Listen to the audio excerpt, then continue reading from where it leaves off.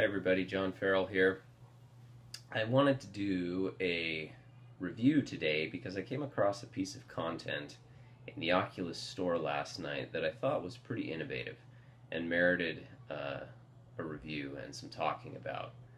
So this piece of content is called Room 202. It's created by Play Nicely Limited. They're a company out of the UK, and they put together Room 202, I guess, kind of as an experiment.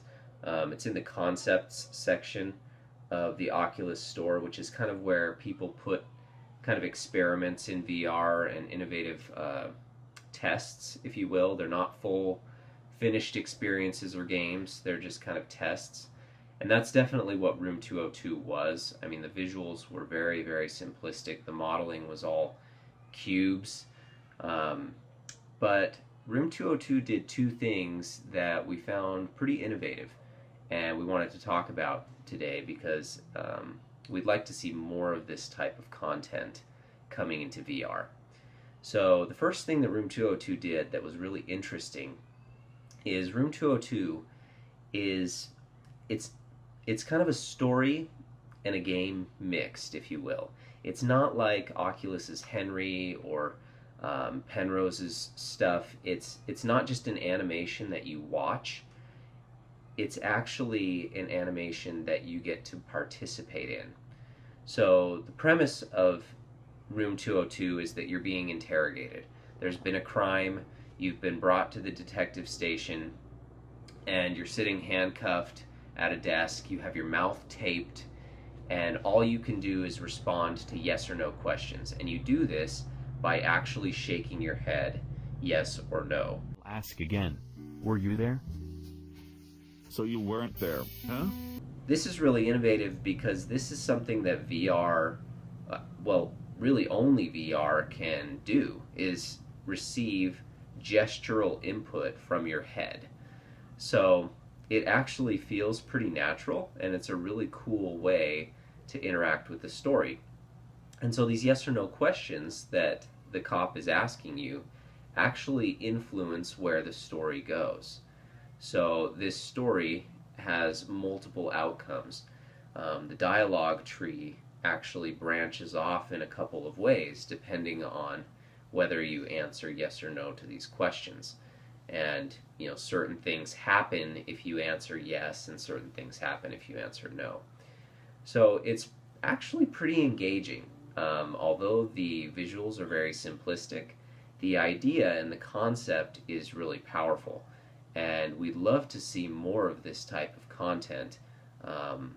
Less passive storytelling and more interactive storytelling, where you as a viewer actually get to change the outcome of the story. As far as just reviewing the experience itself, there are a few problems with the experience. There's one moment when you have to look at a photograph, and they tell you to look closely at this photograph, and so you put your head close to actually look at it, and when you do that, it triggers a different scene to pop up, and you're there in the diner and you see the crime being committed. The problem is the trigger to actually trigger this event is obviously very small, because you basically have to put your face on the photo. And when I was doing it yesterday with the sensor on my desk, I couldn't even trigger the event because my headset was hitting the desk. So that's something that could definitely be improved, just that trigger. But obviously as well, the visuals could be improved quite a bit. One thing that did bother me a little bit was it feels like the voices of the characters are actually being computer generated, like the computer is actually reading the dialogue. I don't know if that's true, but it does seem like that. Okay, I'm done with this guy. No. Stop. It'd be nice to actually have some real recorded dialogue in there. And that's something obviously that they can do later as they flesh this idea out. A couple things that were really nice.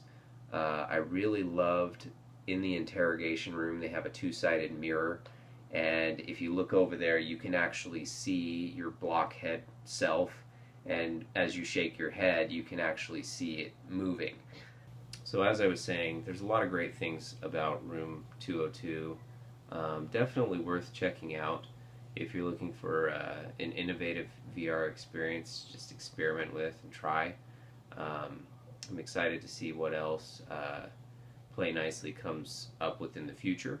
I'd love to see more fully fleshed out experiences like this, where the VR storytelling actually lets you interact with the story.